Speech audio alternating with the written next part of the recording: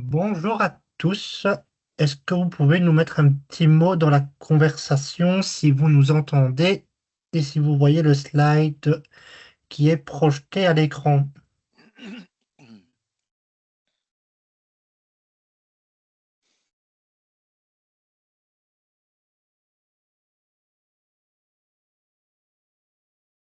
Je vois des pouces en l'air, donc je suis ravi de vous accueillir au nom de l'association Claire et je remercie c'est professeur Ekman, c'est ça? C'est tout à fait ça, oui. C'est tout à fait ça. Donc de sa présence ce soir pour nous, nous parler de empowerment du patient. Je fais juste quelques petits rappels pour vous signaler que donc vos micros et vos caméras sont bloqués et c'est voulu pour le bon rouler de cette séance. Si vous avez des questions, nous vous invitons à les laisser dans l'onglet conversation et nous les poserons pour vous en fin de séance. Je vous remercie et professeur Ekman, je vous souhaite une bonne conférence. Oui, merci beaucoup. Mais bonsoir à tout le monde. Je suis très honoré d'être parmi vous et je suis très content de pouvoir encore une fois vous expliquer l'importance de ce que c'est le patient empowerment. Je m'excuse, c'est un terme anglais. Je continue à l'utiliser parce que même au niveau international, souvent on utilise patient empowerment. Mais en français, c'est parfois traduit par l'autonomisation. L'autonomisation. Ce n'est pas un mauvais terme non plus, parce que dans ce terme, il y a le mot autonomie. Et l'autonomie, c'est un élément clé de tout ce qui est patient empowerment et de l'histoire que je vais vous présenter. Ce que je vous présente aussi, c'est basé, entre autres, à côté de tous les contacts que j'ai dans le secteur des soins avec des patients, des associations de patients, des soignants de toutes sortes, sur mon doctorat en sciences en communication. Donc, je ne suis pas médecin, je ne suis pas infirmier, je ne suis pas soignant, je suis un communicateur et un, un, un, un, un professeur en communication, de sciences en communication. Mais les 16 dernières années de ma vie professionnelle, je les ai passées en tant que responsable de la communication de l'UZ Brussels, l'université de l'hôpital, ou l'hôpital universitaire plutôt, à Jette.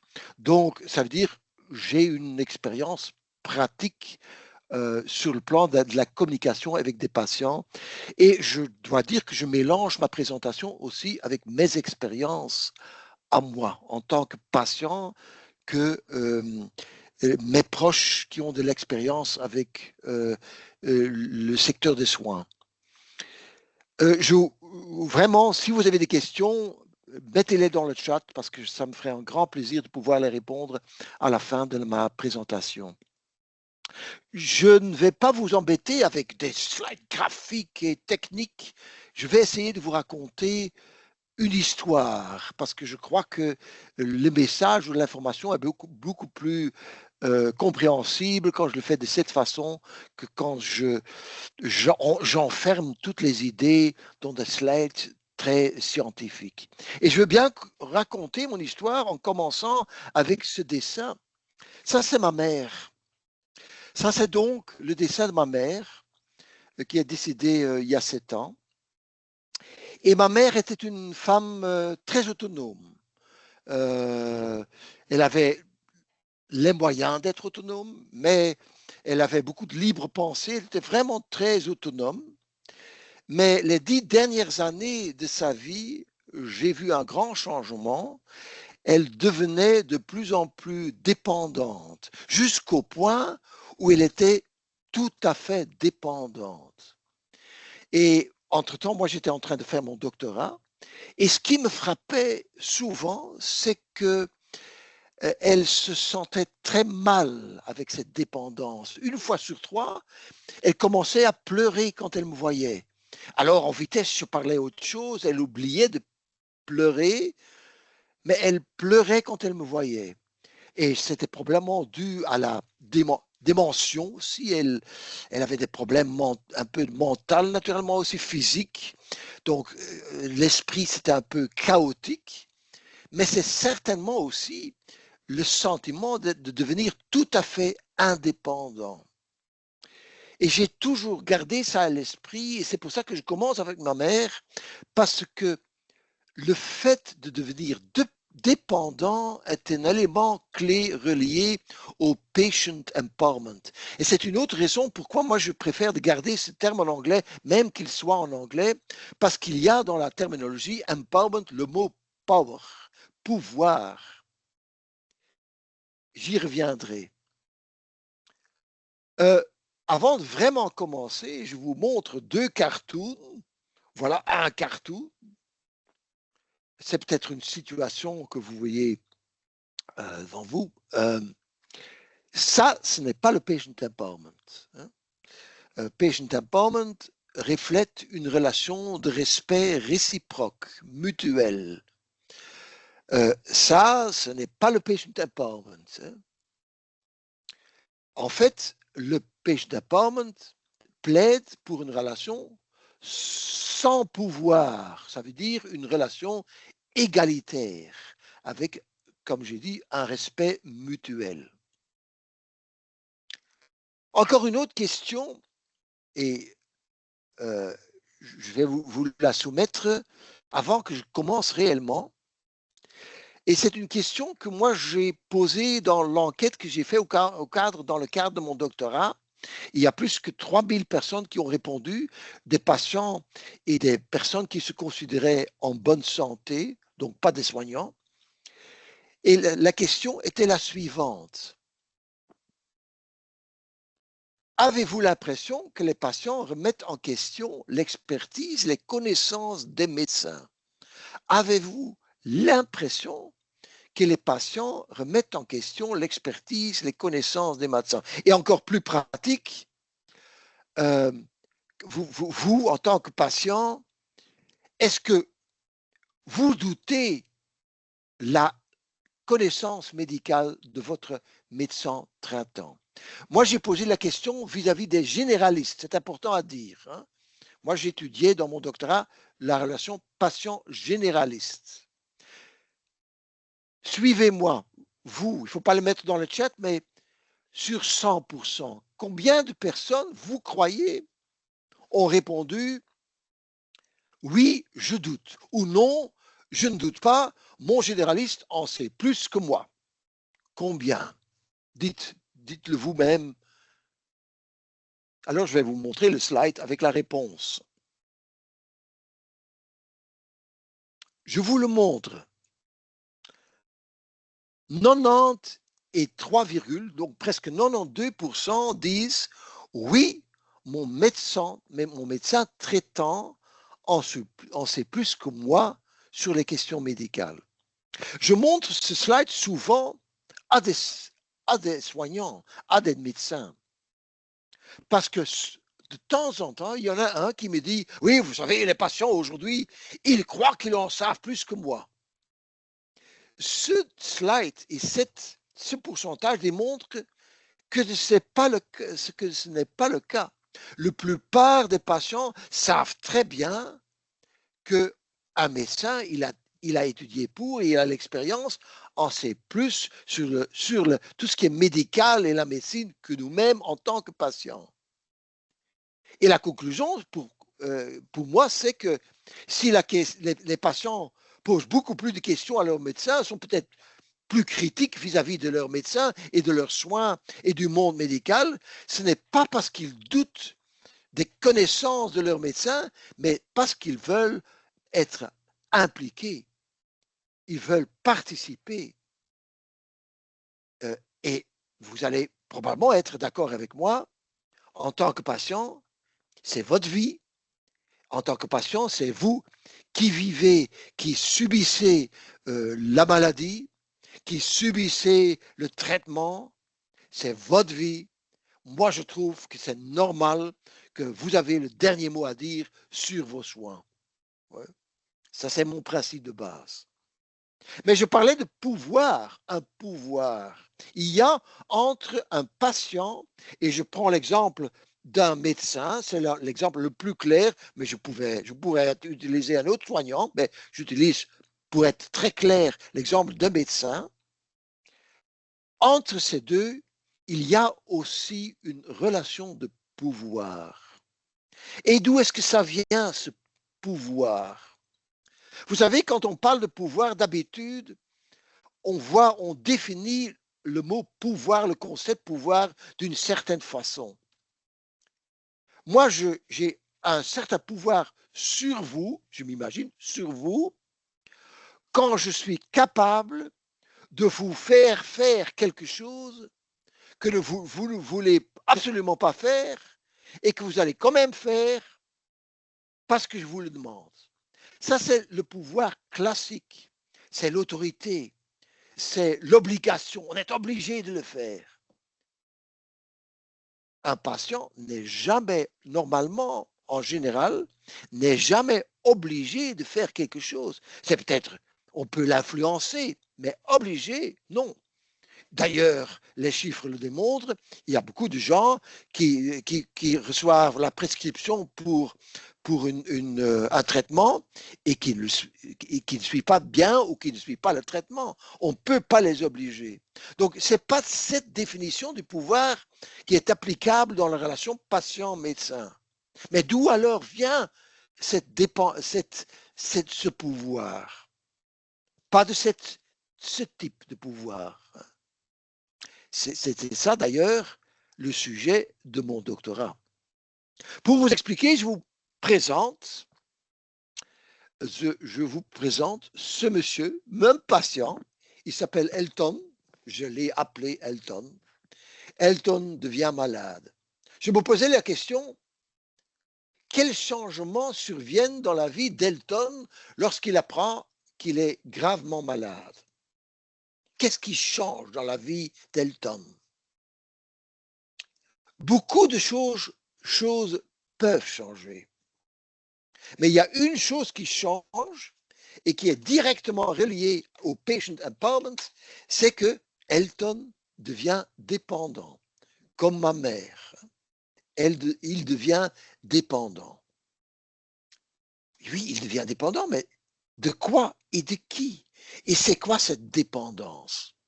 Ben, quand on devient malade et on veut recevoir des soins, la première personne ou la première partie dont on a besoin en tant que patient, c'est le médecin. On peut aller vers le pharmacien, mais si on est confronté à une maladie grave ou sérieuse, on ne peut pas échapper au médecin. Et je vous présente John, hein, je l'ai appelé le docteur John. C'est pour ça que je parle parfois de la relation patient-médecin comme la relation Elton-John. On devient dépendant du médecin. Je vous pose la question, de quoi dispose un médecin dont on dépend en tant que patient? Parce qu'on ne devient pas dépendant d'une personne. Non, le médecin fait partie d'une profession qui a certains, entre guillemets, pouvoirs, un certain pouvoir. Il dispose de certaines ressources dont d'autres professions ne disposent pas et dont le patient ne dispose pas. C'est quoi? De quoi dispose un médecin dont le patient ne dépend?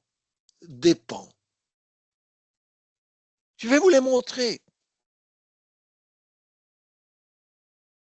Voilà, vous voyez là, j'ai appelé ça des ressources, des éléments dont un médecin dispose et dont le patient, d'une autre façon, dépend. Les informations ou l'information et l'expertise. Pour moi, c'est deux choses différentes. Hein. L'information, on peut rechercher de l'information nous-mêmes. Oui, on pourrait peut-être essayer de rattraper l'information dont dispose un médecin. Grâce à l'Internet, on peut rechercher tas de choses facilement et même en direct. L'expertise, c'est déjà plus difficile. L'expertise pour un médecin, c'est le résultat naturellement de la formation d'un médecin, de la spécialisation d'un médecin, de l'expérience d'un médecin. Ça, en tant que patient, franchement, je crois qu'on pourrait dire que ça, un patient ne pourra jamais le rattraper. Donc, on est dépendant, on dépend de cette expertise.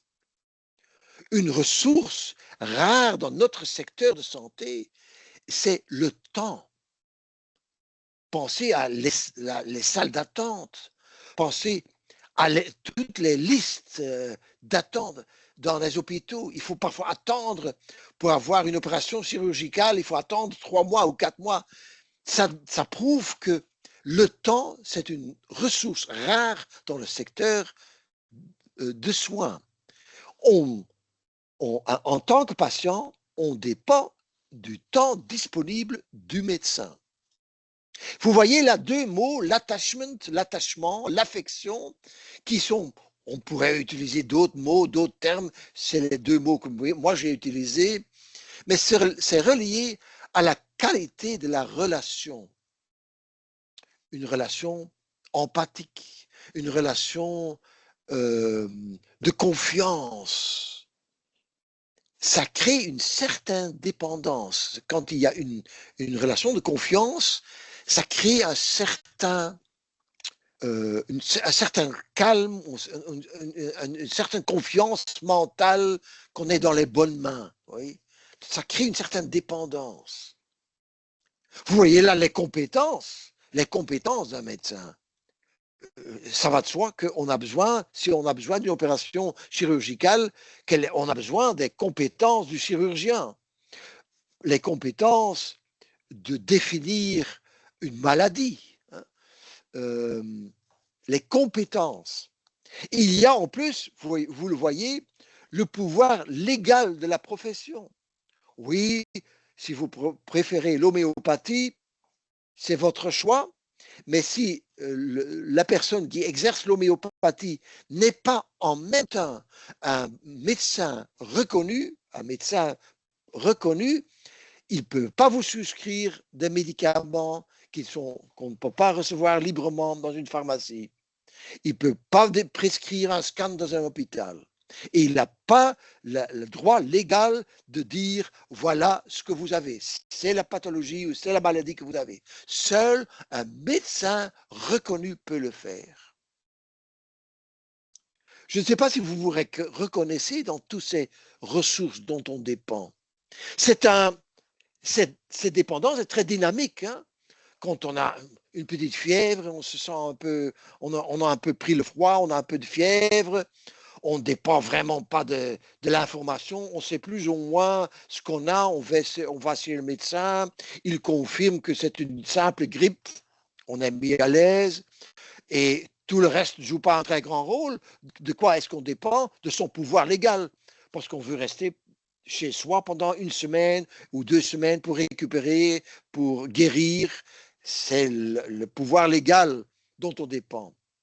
Si on a une maladie rare, ça peut durer jusqu'à 5 ans avant que, après toutes les examinations, qu'on sait, voilà, c'est ce que vous avez. Ça peut durer 5 ans. 5 ans de recherche et d'examen, d'examination. Ben, pendant ces 5 ans, on dépend énormément des informations, de l'expertise, du temps, des compétences du médecin. Donc, c'est très dynamique. Cette dépendance est très dynamique. Et donc, ça crée de la dépendance. Et encore, il y a quelques éléments qui encore augmentent la dépendance.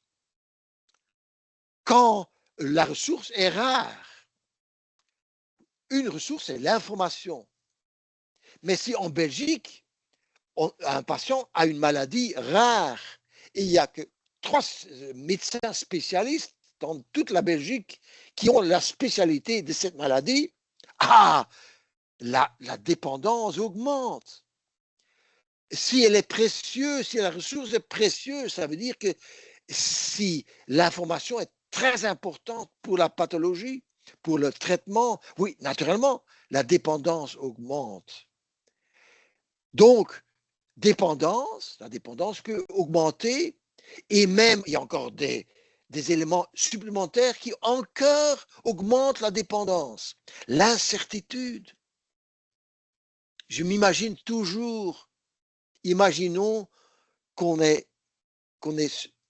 on suppose, on soupçonne plutôt que j'ai un cancer. C'est un exemple fictif, heureusement, mais j'ai un cancer.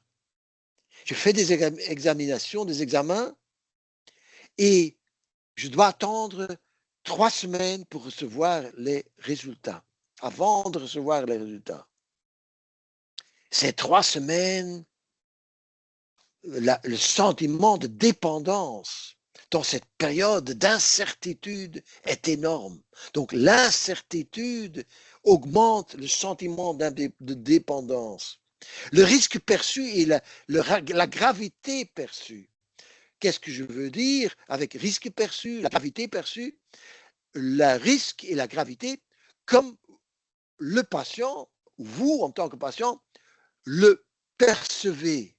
Oui, une intervention chirurgicale peut être de la routine pour un chirurgien, mais ne l'est pas pour le patient. Nous, en tant que patient, on peut le ressentir comme risqué et grave, tandis que le chirurgien, peut-être, il se dit, oui, je fais ça tous les jours, il n'y a pas de raison pour se faire des soucis. Nous, en tant que patient, on se fait des soucis. Donc, si le patient perçoit le risque et la gravité comme sérieux, ça augmente la dépendance.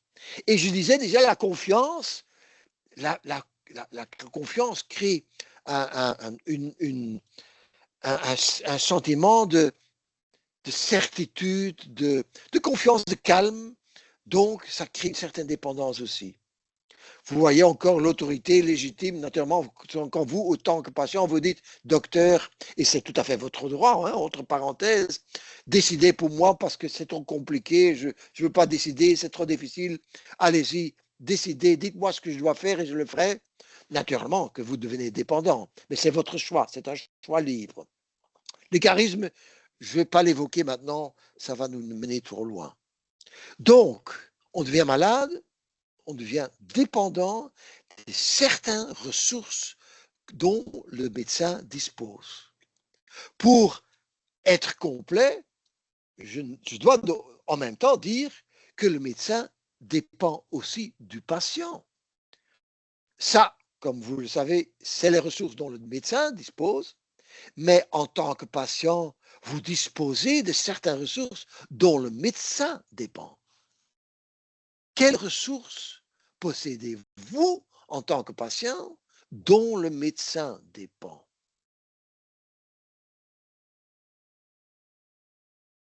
L'information. Sans information, c'est beaucoup plus difficile pour un médecin de développer un diagnostic. Le temps pour vous aussi est cher, donc le médecin dépend de votre temps. La relation, la qualité de relation, c'est mutuel, c'est important pour le médecin aussi. Et naturellement, ça va de soi, le médecin dépend des patients, de tous les patients, pour ses revenus. Hein. Parfois, la réputation, mauvaise réputation, moins de patients, mais les revenus. Donc, il y a une relation de dépendance réciproque, mutuelle. Mais la balance de dépendance n'est pas égale. Ils ont tous les deux le pouvoir de dépendance, mais le prestataire de soins ont le dessus. Pourquoi? Pourquoi est-ce que le soignant a le dessus dans cette balance de pouvoir, cette balance de dépendance, de ressources, de dépendance? Pour 2 raisons. 1, la relation commence dans une situation de dépendance parce que quand est-ce qu'on va chez le médecin? Parce qu'on a besoin de lui. On est dans la salle d'attente, on attend parce qu'on a besoin du médecin. Donc, ça commence déjà dans une situation, un point de départ de dépendance. Et 2, il y a une grande différence d'importance. Vous savez, dans la situation en Belgique où il y a beaucoup plus de patients que de soignants. Quand un patient quitte le médecin, cette place est tout de suite prise par un autre patient parce il y a trop de patients. Donc, sur le plan des revenus, c'est pas très grave pour un médecin. Mais comparé à l'importance pour le patient, si c'est un problème médical existentiel, il s'agit de notre vie, la vie des personnes qu'on aime, nos parents, nos enfants, notre futur, notre boulot. Donc, pour ces deux raisons, la balance de pouvoir n'est pas balancée. Et pourquoi c'est important de se réaliser qu'il y a cette relation de dépendance? Parce que beaucoup d'études nous démontrent que la perte de devenir dépendant et la perte de l'autocontrôle, de contrôle de soi et de l'autonomie, ça donne un très mauvais sentiment. Ça peut susciter du désespoir. Il y a même des études qui démontrent que ça peut encore nous rendre plus malades, encore plus malades. Ça peut engendrer de la résistance, de la colère. Donc, ça a un mauvais effet. Pour être tout à fait clair, il ne s'agit pas de contrôler les autres, les soignants par exemple. Il s'agit de l'autocontrôle, le sentiment qu'on ait encore le contrôle de sa vie. La réponse, c'est le patient empowerment, mais j'y reviens. Je vous montre la définition du patient empowerment. Un patient empowered a le contrôle ou le sentiment de contrôle sur la gestion de sa condition dans la vie quotidienne. Le contrôle ou le sentiment de contrôle sur la gestion de sa condition dans la vie quotidienne. Vous voyez, là, deux éléments qui sont importants, que je considère comme importants, le contrôle et le sentiment de contrôle. Pourquoi les deux? Pourquoi pas simplement le contrôle? L'idéal, c'est naturellement d'avoir le contrôle. Mais dans nos vies quotidiennes, on ne sait jamais tout contrôler. Quand je sors encore ce soir, je n'ai pas l'intention, mais si je sortirais encore le soir, je vis près de Gand, je vais sortir à Gand, je m'imagine, est-ce que je suis sûr d'être de retour ce soir? Il y a 1000 choses qui peuvent m'arriver. Je n'ai pas le contrôle. J'ai un sentiment de contrôle parce que je connais ma destination, je sais comment je vais y aller, j'ai mis mes précautions, j'ai dit à mes époux, je vais rentrer à cette heure-là, je sais ce que je vais faire à Gand. En sachant toutes ces choses, j'ai quand même un sentiment de contrôle. Et vous savez, dans toutes ces ressources dont on dépend d'un médecin, les ressources d'un médecin, par exemple, ce pouvoir légal, le droit de prescrire, le droit de définir une maladie, on restera toujours dépendant de ce pouvoir. Oui, l'information, je vous l'ai dit, l'information, si on s'informe bien, on pourrait devenir un peu moins dépendant de l'information du médecin. C'est vrai. Mais tous les autres éléments, on reste dépendant.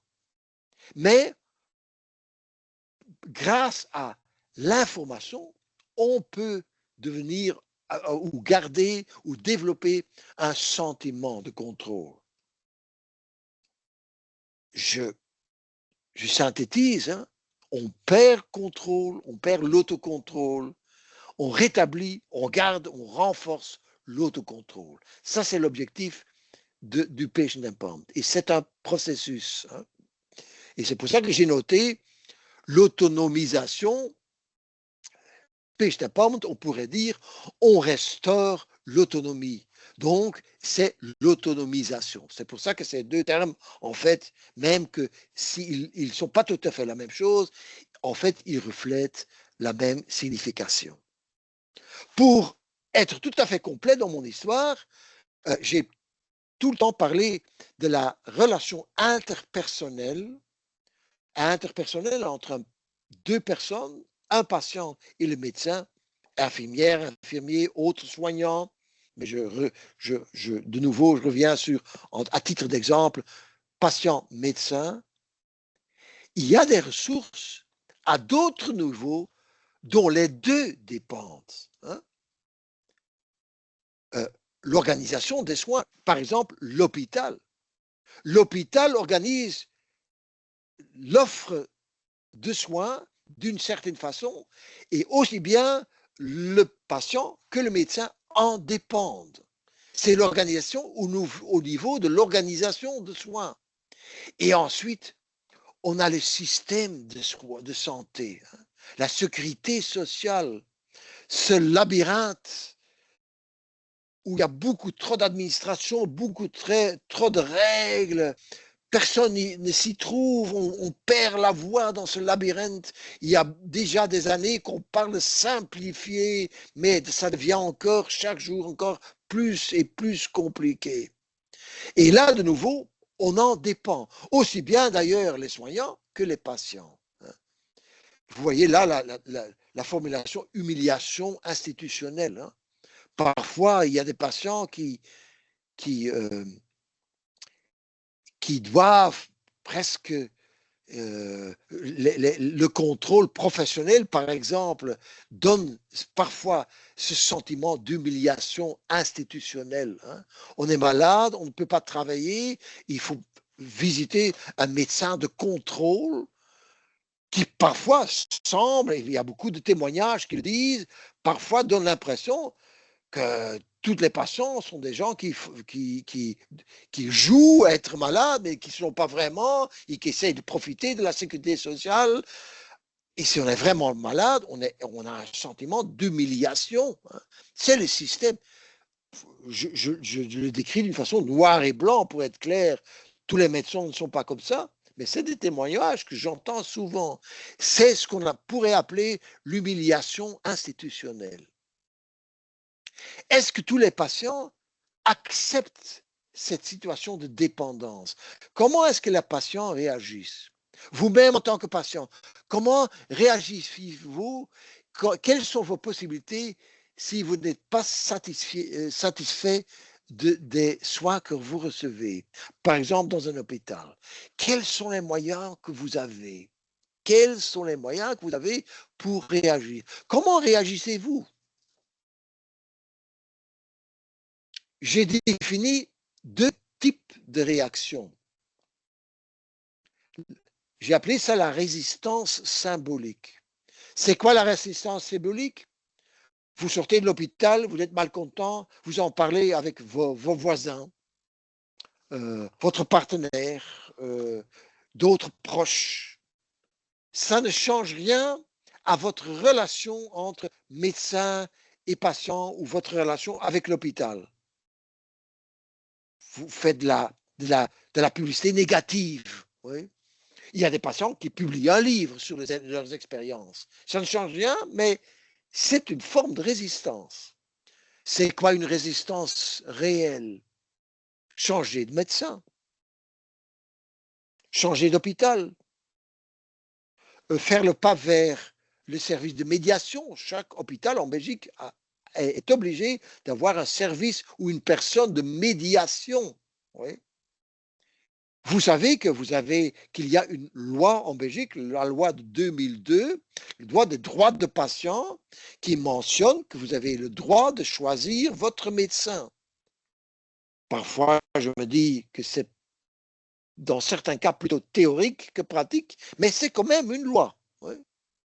Et cette loi a été actualisée l'année passée, et cette loi souligne encore plus l'importance du partenariat entre médecins et soignants, entre patients et soignants. Hein. Donc c'est une loi très importante.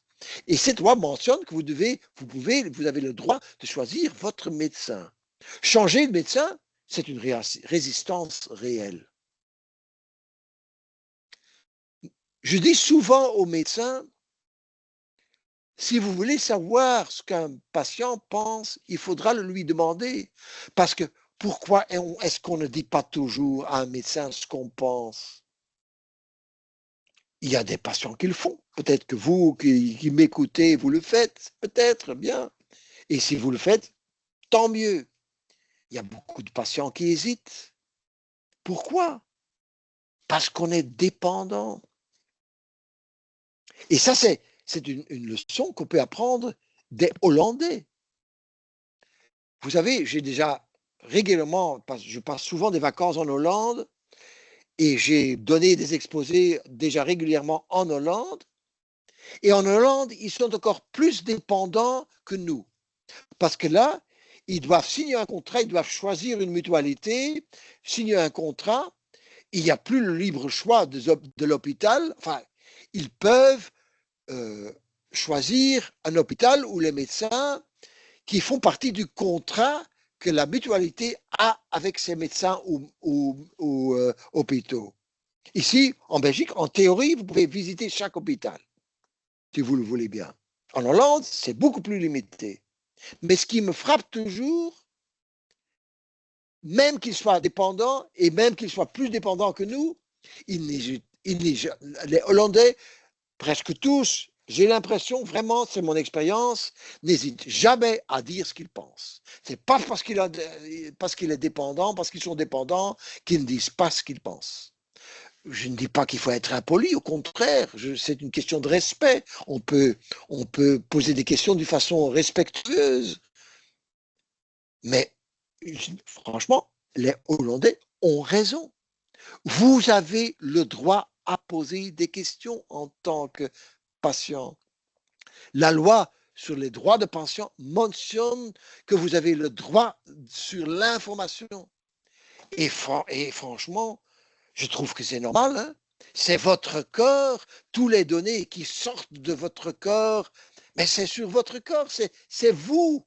C'est votre identification, c'est votre identité médicale, c'est à vous, c'est votre propriété.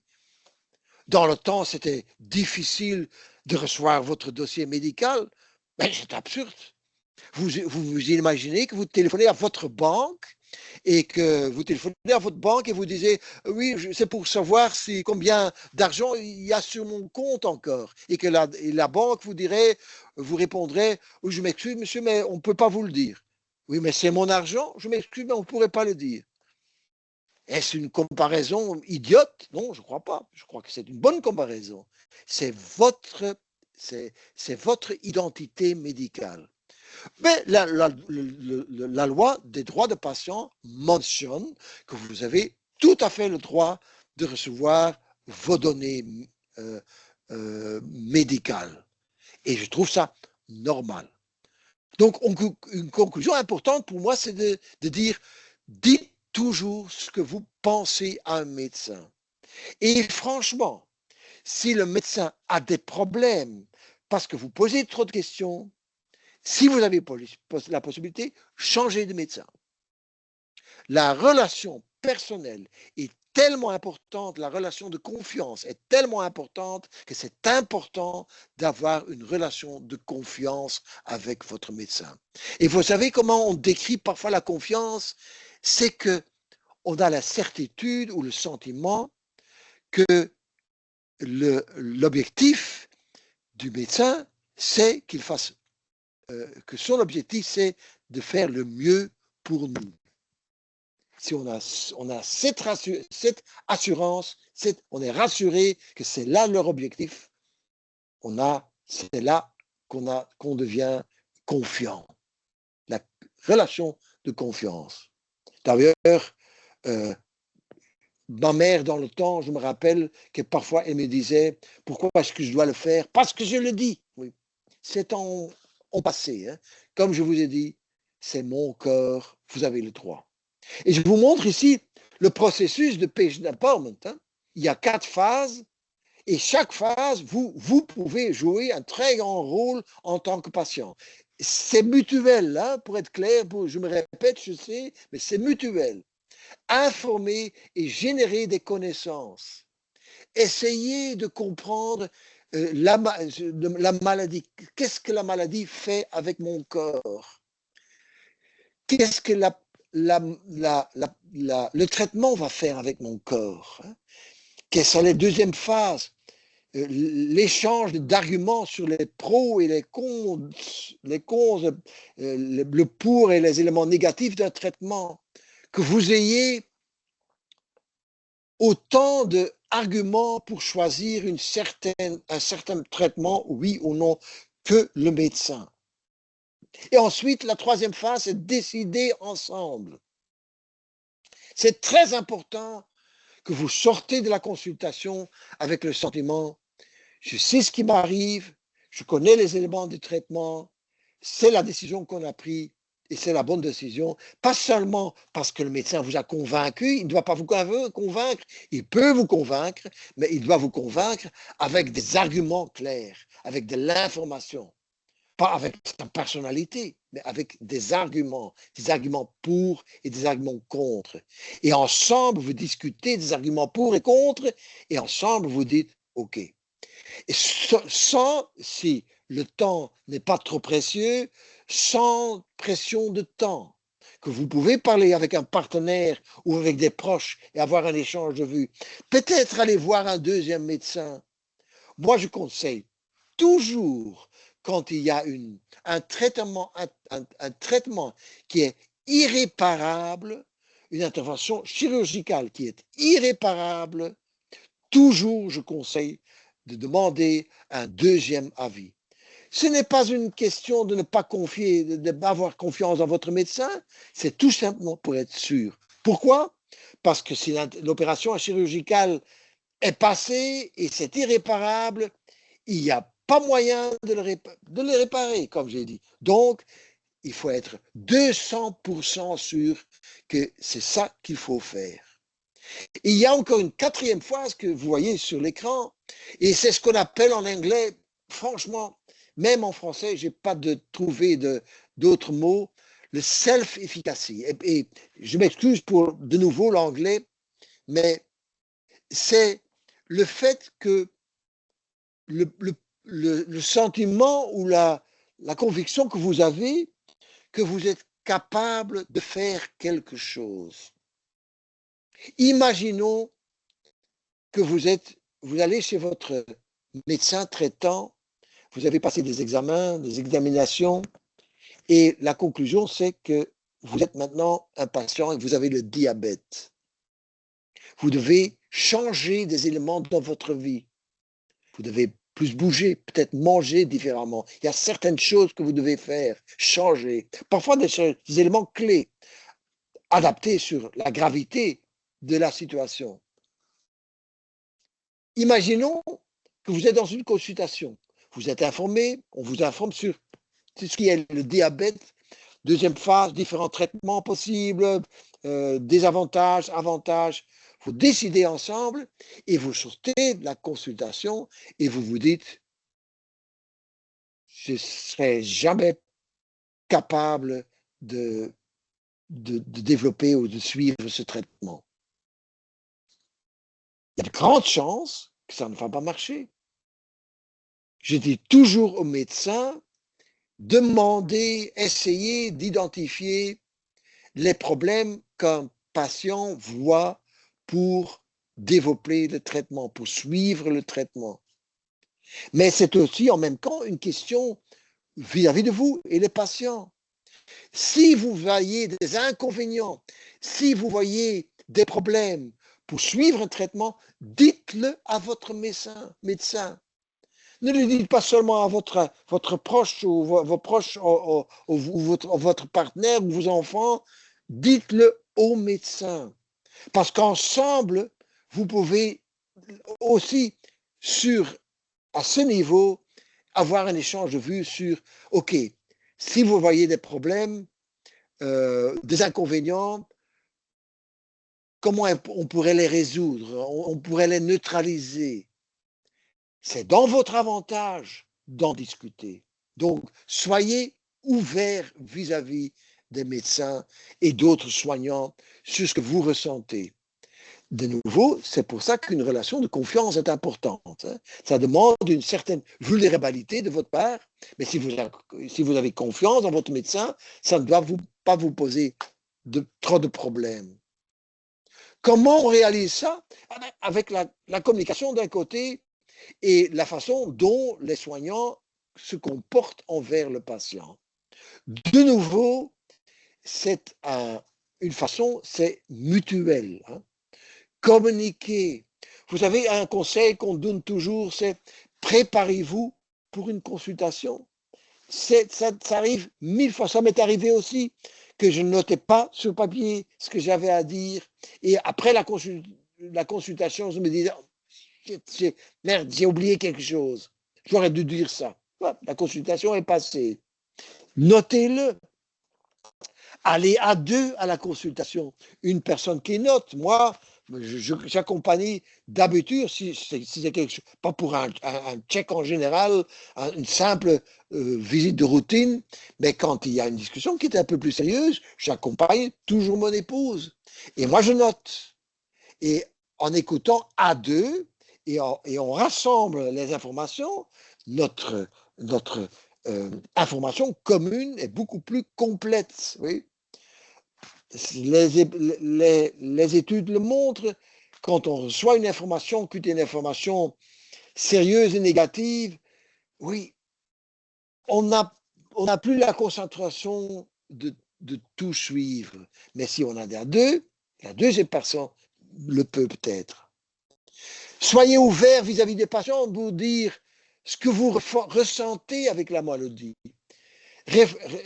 Décrivez tous les effets que la maladie a sur votre vie pour démontrer le médecin quelle est pour vous la priorité du traitement. Quoi dans votre vie vous embête le plus dû à la maladie? Soyez ouverts vis-à-vis du médecin. Et de nouveau, la confiance est essentielle. Hein. Naturellement, je sais bien, être informé, décider, c'est pas toujours facile, parce que ça veut dire que le médecin vous permet d'ensemble, ou vous permet d'aussi avoir une partie de contrôle sur tout ce qui arrive, de tout ce que vous subissez.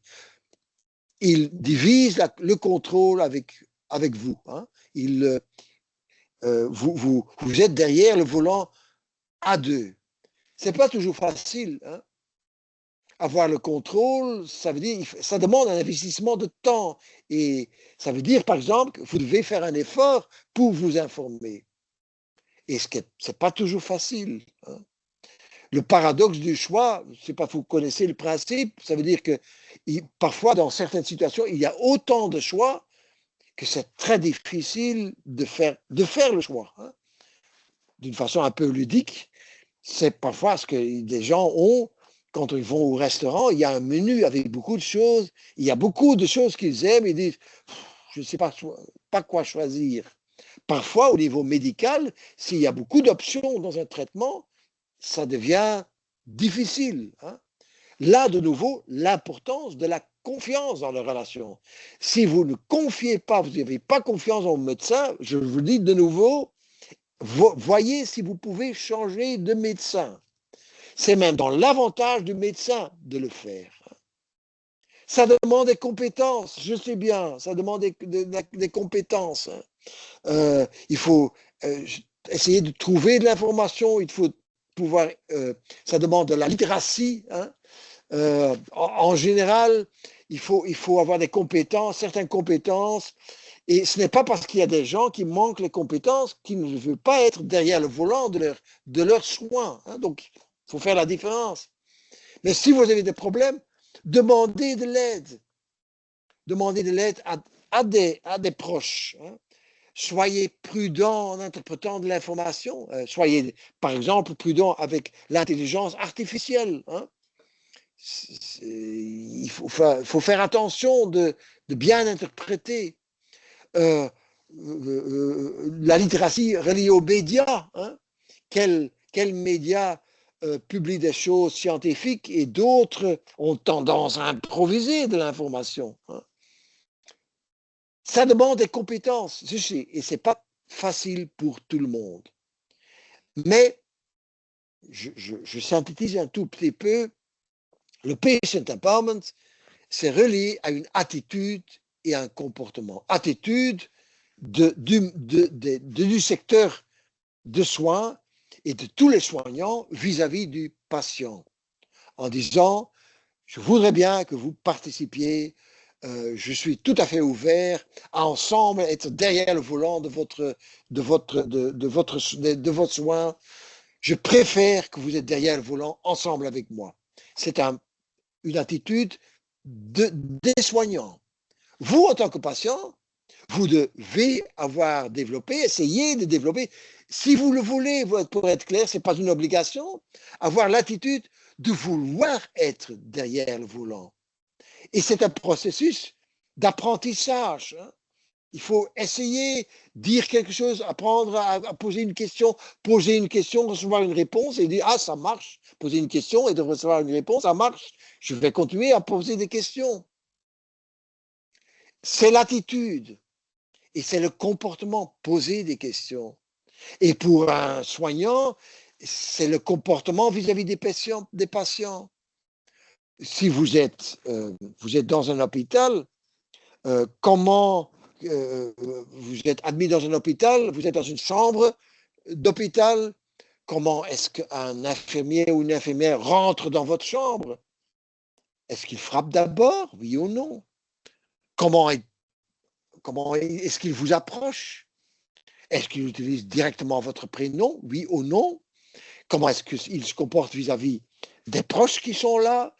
Tous ces détails donnent le sentiment de confiance ou même qu'il y a des raisons pour ne pas avoir confiance. Je me dis toujours, si je suis dans une consultation avec un médecin ou avec un autre soignant et le médecin regarde une fois sa montre, je me dis, oh, il a d'autres chats à fouetter. Moi, je ne suis pas sa priorité. Il a d'autres priorités. C'est ces détails qui jouent. De même pour les patients. Quels sont les avantages du patient empowerment? Je synthétise. Prévenir et réduire le sentiment de perte de contrôle et d'autonomie. En fait, tout le monde veut surtout faire, on aime bien de faire ce qu'on veut. Tout à coup, on ne peut plus faire ce qu'on veut, ça donne un mauvais sentiment. Prévenir et réduire ce sentiment, c'est important. Créer une motivation intrinsèque.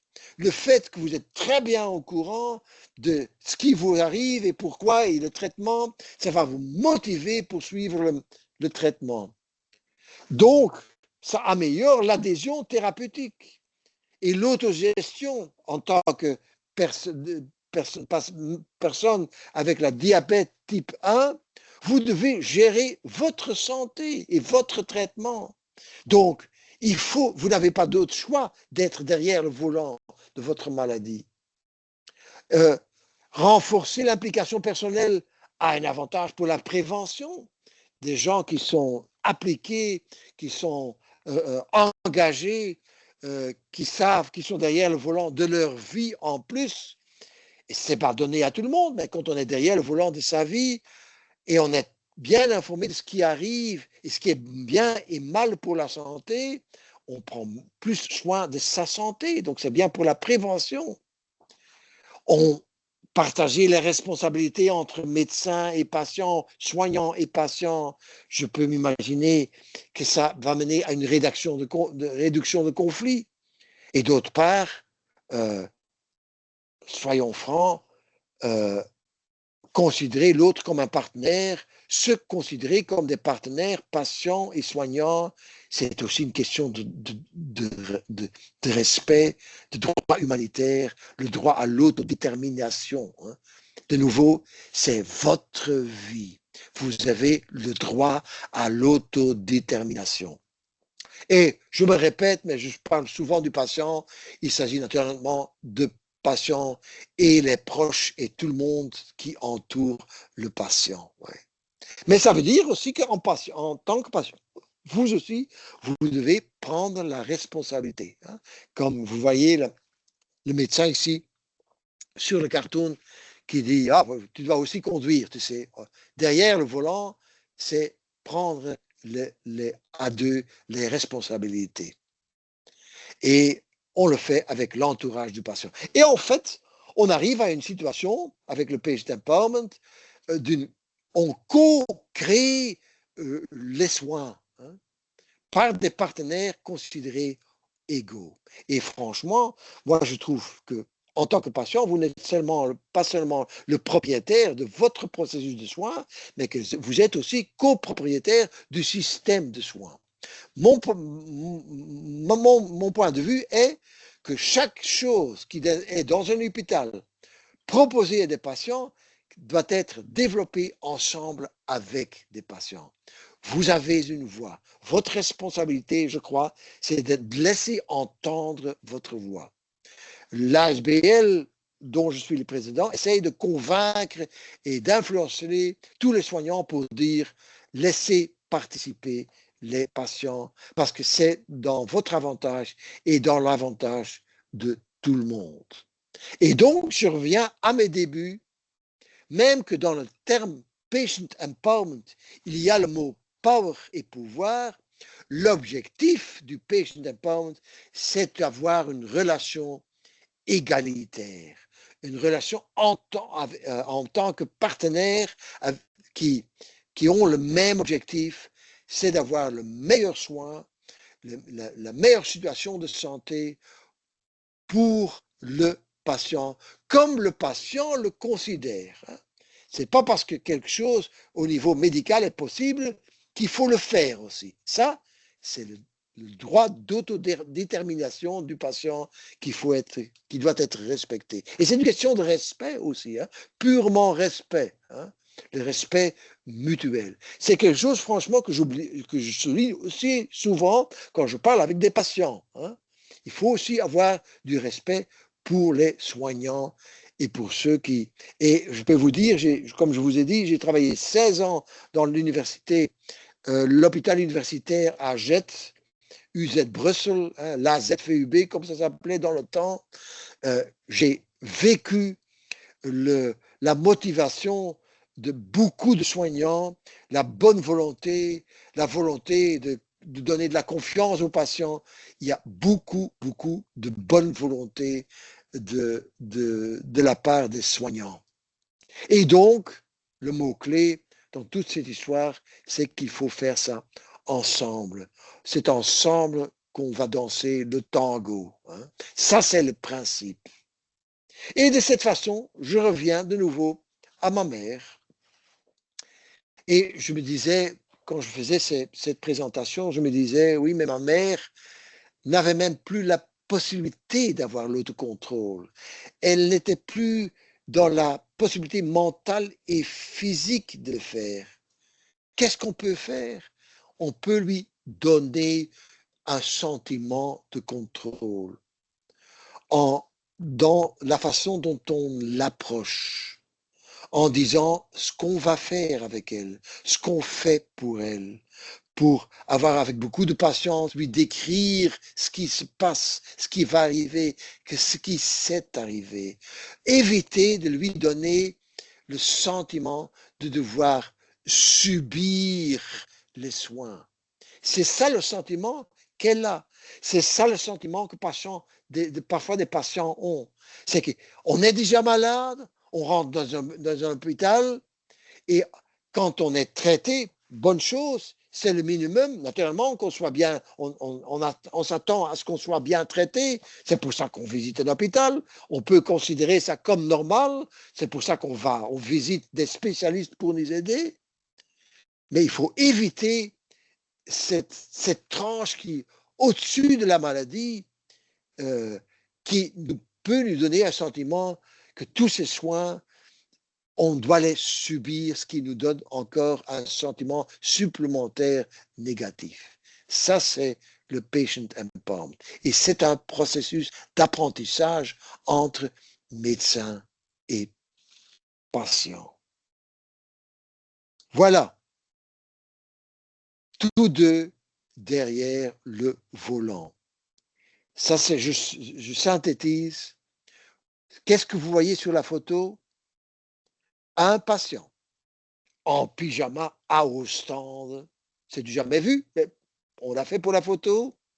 Que fait le patient? Il indique la direction. Monsieur ou madame le médecin, voilà où je veux aller. C'est ça mon objectif. C'est ça que je veux encore atteindre dans ma vie avec la maladie. C'est ce que je veux. Vous l'expliquez au patient. Vous le dites clairement. Le médecin écoute. Et le médecin dit, si c'est votre objectif, je regarde, vous le voyez sur la photo, je regarde sur le plan quelle est la meilleure route pour atteindre votre objectif. Ils sont tous les deux derrière le volant. Entre nous, vous savez, quand vous êtes déjà allé à la côte, sûrement que les go-karts, il ne faut pas le raconter, mais il n'y a qu'une roue, un volant qui marche. Mais bon, n'en parlons pas. Pour le reste, c'est la vue, c'est le principe qui compte, qu'il y a deux volants.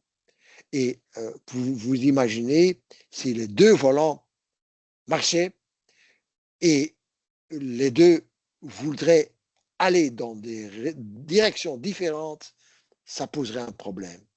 Donc, pour atteindre l'objectif, il faut que les deux soient derrière le volant et aillent dans la même direction, et c'est la direction du patient. Voilà ce que je voulais vous présenter.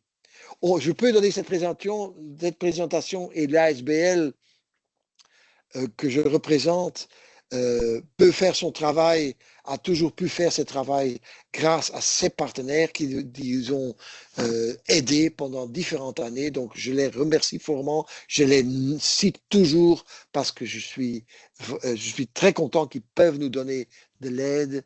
Si vous avez encore des questions, nous avons un site, malheureusement, seulement en néerlandais. On est en train de voir si on peut créer des pages en français et en anglais en plus.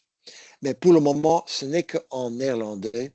Mais j'espère quand même que grâce à cette présentation, les principes du PageTempomat sont devenus clairs et l'importance pour tout le monde, aussi bien pour vous en tant que patient, pour les soignants que pour les organisations de soins et même le système de soins, la sécurité sociale.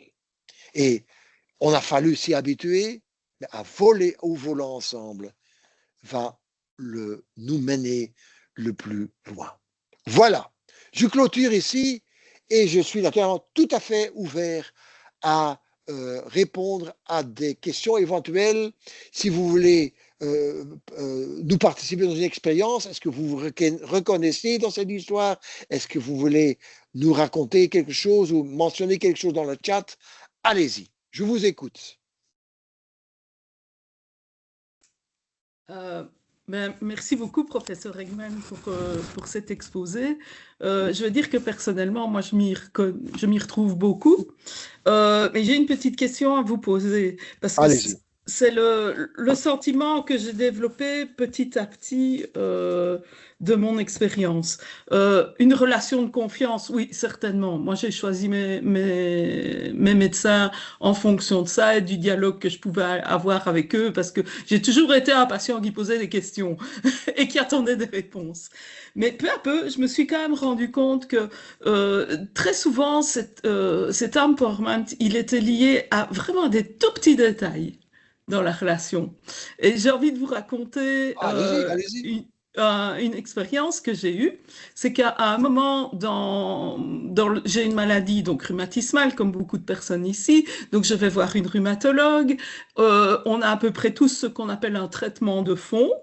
Et de temps en temps, ce traitement de fond, il est un peu moins actif et il faut en changer. Et donc, j'avais une longue consultation avec ma rhumatologue qui est toujours très ouverte au sujet de ce changement-là. Et on en est arrivé à la conclusion qu'effectivement, c'était le moment de changer, d'essayer autre chose. Et elle me dit toute contente, mais vous allez pouvoir faire un mois d'essai parce que j'ai reçu une boîte d'échantillons et je vais vous la donner. Il suffit juste de prendre un comprimé le matin.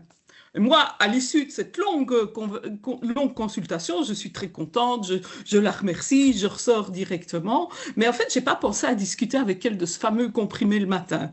Puis, je me suis dit, ah ben zut, le matin, c'est difficile en fait pour moi de prendre un comprimé. Il y a 1000 raisons qui font qu'un jour par semaine, j'oublie ce comprimé. Et donc, religieusement, parce qu'elle m'a dit de le prendre le matin, je le prends le matin, j'essaye de le prendre le matin. Je me dis, ça doit avoir une influence sur le mode d'action du traitement, et ça n'a pas raté. Pendant tout le mois, j'ai oublié un comprimé chaque semaine, et donc je suis revenue la trouver comme un mauvais patient qui n'avait pas suivi son traitement, et elle me dit, alors ça marche? Mais je dis, je pense que oui. Mais je dis malheureusement, j'ai chaque fois oublié un comprimé par semaine. Ça a suffi pour que pendant 24-48 heures, je me ressente un peu moins bien. Et puis, quand je le prenais tous les jours, ça allait mieux. Je lui dis donc, je pense que ça a été mieux. Mais elle me dit, mais pourquoi vous n'arrivez pas? Et puis je lui dis, écoutez, je suis quelqu'un de désorganisé. Prendre un comprimé le matin, pour moi, c'est un problème. Le prendre le soir, c'est pas de problème. Si je peux le prendre le soir, ça va aller. Elle me dit, oui, vous le prenez quand vous voulez. Et Oui, voilà. mais c'est un exemple fantastique parce que ça démontre différentes choses. Ça démontre que quand on reçoit même un médicament, il faut vraiment savoir si le médecin, beaucoup de choses dans la prescription se passent d'une façon automatique. Hein. Je veux Ouais. dire, voilà, on prescrit le médicament, vous prenez ça le matin, 15 minutes avant le petit déjeuner, et il faut demander pourquoi on doit le prendre. Si le médecin l'explique, le médecin devrait l'expliquer en premier lieu. Pourquoi c'est important? Qu'est-ce que ce médicament fait pour que le médicament est plus efficace quand on le prend un quart d'heure avant le petit déjeuner? Si on le sait, on est beaucoup plus motivé pour le faire. Si le médecin ne l'explique pas, il faut le lui demander. Mais c'est vrai, et la deuxième chose que vous démontrez, et c'est un exemple très très bien, c'est le fait qu'il faut dire à un médecin, oui, j'ai un problème en le prenant. Mais c'est vrai que c'est pour ça que j'appelle ça un processus. Hein. La prochaine fois, ça ne va plus vous arriver. Hein. Parce que vous l'avez vu, vous avez vécu cette expérience maintenant, et la prochaine fois si on va vous prescrire autre chose, éventuellement, vous allez tout de suite dire, j'ai l'expérience de la première fois, pourquoi? Et je sais comment je suis, est-ce que je ne pourrais pas le prendre à ce moment ou à ce moment-là? Et en fait, on discute avec un médecin. Ça démontre très clair qu'en discutant, qu'il y a plus de chances qu'on arrive au meilleur résultat pour le patient. Donc, merci pour l'exemple. C'est un exemple qui en dit beaucoup. Eh ben, merci. Et alors, en vous écoutant, l'autre réflexion que j'avais, c'est, je pense effectivement que les soignants, ils sont vraiment de plus en plus ouverts à faire ça, mais c'est un gros changement quand même pour eux. Et ils ont aussi parfois un peu du mal à faire les choses pour faciliter. En fait, ils croient bien faire, mais ils font pas toujours bien. Oui. Et ça, c'était un exemple dans une hospitalisation que j'avais eue. Et donc, j'étais hospitalisée pour faire une coronarographie. Et donc, le cardiologue m'avait dit, voilà, vous allez à l'hôpital 24 heures pour faire cet examen. OK, ça va. J'arrive à l'hôpital, les gens, ils sont très gentils, très souriants dans ce service. Et puis, je vois arriver un monsieur, je ne sais pas l'identifier, il me dit bonjour, bonjour. Et puis, je dis, ah ben, je viens vous chercher pour passer tel examen. Je n'étais pas au courant. J'étais passé l'examen, évidemment, j'allais pas me rebeller. Et puis, un peu plus tard, 2 heures plus tard, rebelote, il y a une autre personne qui arrive, qui vient me chercher. Ah, mais je viens vous chercher pour passer un examen. Bon, ok, mais c'est quoi cette histoire? Mais je l'ai passé, et pas de souci. Et puis finalement, j'ai passé la fameuse coronarographie. Et puis, in fine, arrive encore un monsieur qui toujours ne se présente pas, mais est très souriant et très gentil. Et moi, en rigolant, je lui dis, et maintenant, vous venez me chercher pour aller passer quoi? Et puis je le vois qu'il reste tout interdit. Ben, il dit, moi je suis le médecin, je viens vous donner votre billet de sortie, quoi. Oui, oui, Donc, oui, tout en oui. étant gentil, ouvert et tout, moi, je me suis trouvée en tant que patient dans une situation avec une incertitude totale, quoi, d'aller passer 2 examens pour lesquels on ne m'avait pas prévenu. J'ai quand même assez de connaissances pour savoir que j'ai pas été prévenu, ça a été noté nulle part. Et puis, ces personnes qui, bêtement, ne se présentaient pas, ne disaient pas qui elles étaient, quelles fonctions elles occupaient et pourquoi elles venaient dans ma chambre, tout Oui, en oui. étant très gentilles. Ben, ça fait le lien entre ce qui se trouve sur l'écran aussi, hein, et que ce que vous avez dit, hein, c'est souvent la petite chose. Hein. Un tuyau qu'on donne tout le temps ou un conseil qu'on donne tout le temps aux soignants, c'est si vous rentrez dans une chambre, dans un hôpital, présentez-vous. Rappelez certainement si c'est des maladies compliquées où il y a beaucoup d'experts reliés à la maladie. Finalement, en tant que patient, on ne sait plus qui est qui. Hein. Essayez de faire comprendre à un patient qui est qui et pourquoi il y a ces examinations, ces examens et ces examens. Mais la responsabilité, c'est une responsabilité aussi. Si vous ne comprenez pas, posez la question. Mais je reviens encore à une autre chose que vous disiez, c'est qu'en effet, vous disiez, il croit bien faire. Hein, mais c'est ça le grand changement, je crois. Euh, un soignant ne doit pas tout simplement bien faire parce que, basé sur sa conviction, il doit écouter le patient et il doit faire en sorte que le bien faire ressenti comme bien faire par le patient. D'abord, Oui, tout à et fait. ça commence avec l'écoute du patient. Que voulez-vous? Vous êtes quel type de patient? Est-ce que et c'est pour ça que je conseille aux patients, dites à votre médecin, je suis quelqu'un qui veut tout savoir, qui veut les détails, qui veut toujours. Dites-le. Alors il sait s'adapter, sa façon de communiquer, il peut s'adapter à votre demande de communication et d'information. Mais ça demande c'est un travail de deux côtés. Mais je crois que la formation des médecins, les médecins sont encore aujourd'hui, même qu'aujourd'hui, il y a des formations sur le plan des communications avec des patients, etc. Ça a fort évolué, mais je crois qu'encore aujourd'hui, la communication souvent est vue comme un moyen pour faire en sorte que le patient fasse ce que le médecin veut qu'il fasse. Et ce n'est pas ce qu'il faut faire. La communication doit servir à écouter le patient et pour que le médecin sache l'objectif du patient et pour aider avec son expertise que le patient établisse son objectif. Ça, c'est l'objectif. Et ça demande une autre attitude. Et je crois que là, il y a encore du boulot à faire, je crois.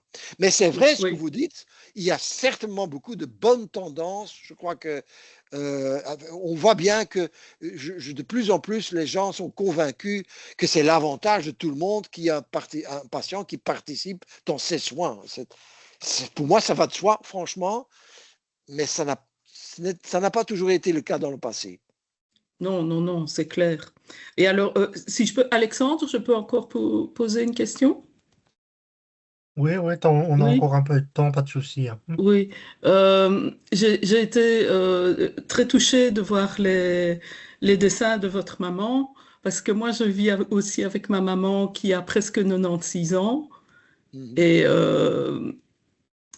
je, je me dis tous les jours comment est-ce que je peux essayer de donner du sens à sa vie. Et je trouve que cette histoire de donner du sens, c'est quand même assez important, que même si on a perdu énormément, voire presque toutes ses capacités, il reste quand même toujours quelque chose comme décider entre deux petites choses. Est-ce que tu veux manger de la compote de pommes ou est-ce que tu veux manger des carottes? Tout Et à fait. tous des petits détails comme ça. Est-ce que tu veux mettre ce pull-là ou ce pull-là? Et je trouve encore une fois qu'on en revient à la première réflexion, ça repose vraiment sur des micro-détails. Tout à fait, tout à fait, tout à fait. Et c'est vrai que même dans la situation comme, hein, vous voyez les dessins de ma mère, même dans une situation où elle est tout à fait dépendante, on peut, avec 1000 petits détails, démontrer que, ou lui donner le sentiment d'avoir un certain contrôle sur sa vie. Mais c'est pas un contrôle réel, c'est un sentiment de contrôle. Mais ensemble, c'est la même, pour elle, c'est la même chose. Hein. C'est un sentiment de contrôle, c'est vrai. Et c'est une question de petits détails. C'est pour ça que parfois on me dit, vous savez, on n'a pas dans le secteur de soins, il y a un manque de temps, il y a un manque de personnel. C'est vrai, hein, je suis d'accord. Il y a un manque de personnel, il y a un manque de temps, il y a beaucoup de pression sur les gens. Les soignants doivent travailler dans un système qu'ils n'ont pas créé eux-mêmes. C'est pour ça que je souligne toujours l'importance du respect mutuel. C'est pas parce qu'ils n'ont pas le temps. Et beaucoup de soignants voudraient bien avoir plus de temps pour les patients, donc ils n'ont pas choisi eux-mêmes, mais ça se trouve dans les détails. On ne peut pas se cacher derrière les systèmes parce que c'est souvent dans des petits éléments. Quelqu'un doit recevoir une piqûre dans un hôpital. On peut tout simplement dire, mettez-vous à votre, comment vous dites en français, mettez-vous comme ça, je vous donne une piqûre là. On pourrait aussi demander au patient, où est-ce que vous préférez que je vous donne la piqûre? Et peut-être que vous, en tant que patient, vous allez dire, en fait, où vous voulez, mais le fait de le demander, ça donne un peu le sentiment de contrôle au patient. Oui, oui, tout à fait. C'est vraiment des détails. Hein. Y a une personne qui me disait, travaillant dans un hôpital, vous savez, j'ai l'habitude, quand une personne est admise dans une chambre, dans mon hôpital, je mets une bouteille d'eau pétillante. Je n'ai encore jamais demandé à un patient s'il préférait de l'eau plate. Maintenant, je le demande. Ah, c'est génial. Oui, c'est génial, mais c'est tout simple. Mmh. Et il y a 1000 choses toutes simples qui peuvent donner aux patients. Vous savez, je me rappelle toujours l'exemple d'un enfant diabète type 1. Hein. Ça veut dire que cet enfant doit apprendre à se donner, comment vous dites en français, à se donner une piqûre d'insuline. Oui, à s'administrer Voilà, une injection. une Oui, peine, en néerlandais, c'est une peine. Une oui, un piqûre stylo, d'insuline. on dit. Un stylo Oui. d'insuline, pour l'insuline. Hein. Mmh. Qu'est-ce qu'on fait pour cet enfant? L'enfant ne peut pas y échapper. Mais qu'est-ce qu'on fait?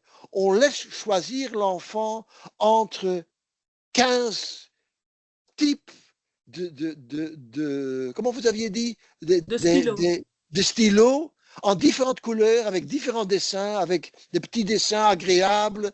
Le fait que l'enfant puisse choisir le stylo donne le sentiment d'avoir un certain contrôle. C'est pour ça que, par exemple, dans les hôpitaux, je me dis souvent, on reçoit, certainement quand on a besoin d'une opération, on doit recevoir une opération chirurgicale, on reçoit un certain vêtement qui font d'un patient un numéro. Hein.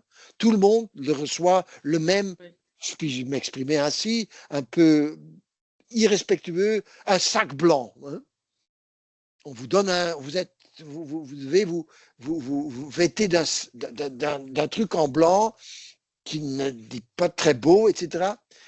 Pourquoi est-ce qu'on ne pourrait pas avoir 3 ou 4 types, par exemple pour les enfants, où il y a un dessin, où il y a... Tout ça, c'est des éléments qui donnent...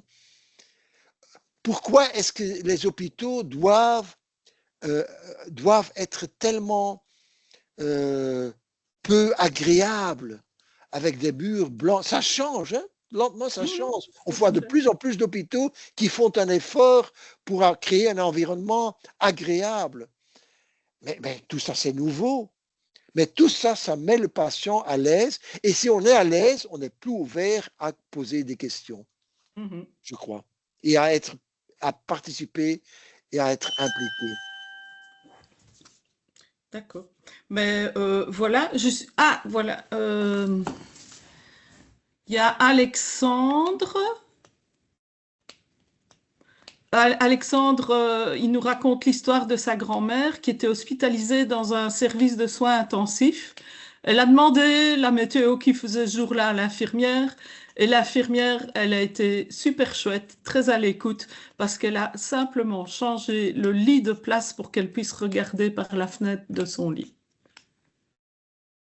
Tout à fait, C'est tout à fait. c'est peut-être pas soigner, donner un soin, mais c'est prendre soin de quelqu'un. Oui, mais c'est aussi soigner, il faut l'interpréter d'une façon très très large, hein. C'est pas seulement les soins médicaux, hein. C'est tout ce qu'on fait pour un patient pour donner à une personne qui est confrontée avec une maladie un bon sentiment. Ça aussi, c'est les soins. Et c'est surtout, ça, ce sont les 1000 choses qui sont importantes. En effet, très bon exemple, Alexandre. Ouais. Très bon Alors, exemple. pardon, je vous coupe la parole. Non, allez. Alors, on a encore Isabelle qui vous remercie. Elle vous remercie Avec beaucoup. plaisir. Elle a un fils de 16 ans qui est atteint d'une polyarthrite depuis 2 ans. Elle a changé de c'est elle et son fils, bien entendu, changé de rhumatologue parce qu'il expliquait très peu. Et maintenant, ils ont un nouveau rhumatologue qui le suit, il est super, il prend le temps de répondre à toutes les questions de la maman inquiète de voir des traitements lourds comme ça administrés à un ado. Et alors, elle a essayé différents traitements. D'abord, un anti-inflammatoire parce qu'elle avait peur de commencer un autre médicament qui s'appelle le méthotrexate. Alors, nous, ça nous dit quelque chose. C'est en fait un médicament qu'on utilise parfois dans les cancers, mais chez nous, on l'utilise à des doses beaucoup moindres. Mais ça a quand même pas mal d'effets secondaires. Donc, on a un peu réticent en général à commencer ce médicament. Et donc, le rhumatologue, lui, il a compris les inquiétudes, il a pris le temps d'accepter les traitements et maintenant il a en plus 2 injections par semaine. Et elle dit vraiment, elle ne saurait pas rester chez un médecin qui n'est pas ouvert au dialogue. Voilà, c'est ça. C'est ce qu'il faut oser faire, je crois. Ouais. Mais voilà, je pense qu'on arrive tout doucement au bout des réactions et des questions. En tout cas, merci vraiment, vraiment, merci beaucoup. Avec C'était plaisir. très clair, très humain et ça apporte beaucoup. Et je ne sais pas si notre président reprend la parole pour vous remercier. Oui, je peux reprendre la Voilà. parole 2 minutes. Donc, je vous remercie beaucoup pour votre intervention. Je remercie les participants qui se sont joints à la réunion en cours de soirée. Voilà, je sais que nous avons eu quelques petites difficultés pour l'organiser, mais le principal, c'est que le message soit passé aujourd'hui. Vous retrouverez l'intervention complète sur notre chaîne YouTube dans les prochains jours, le temps de faire quelques petites découpes dans la vidéo afin de la mettre en ligne proprement. Euh, voilà. J'ai aussi répondu à Isabelle en message privé, mais je fais passer le mot pour tout le monde aussi. Nous avons un groupe jeune au sein de l'association Claire. On se réunit plusieurs fois par an, soit au cinéma, au resto ou parfois dans certains parcs d'attractions. Donc, si vous souhaitez le rejoindre, vous pouvez envoyer un mail à l'adresse info@claire.be et on vous recontactera pour vous donner les modalités et les dates pour les prochaines rencontres. Voilà. Je vous remercie à tous et je vous souhaite une excellente soirée. Pareillement pour vous. Bonne fin de la journée. Au revoir.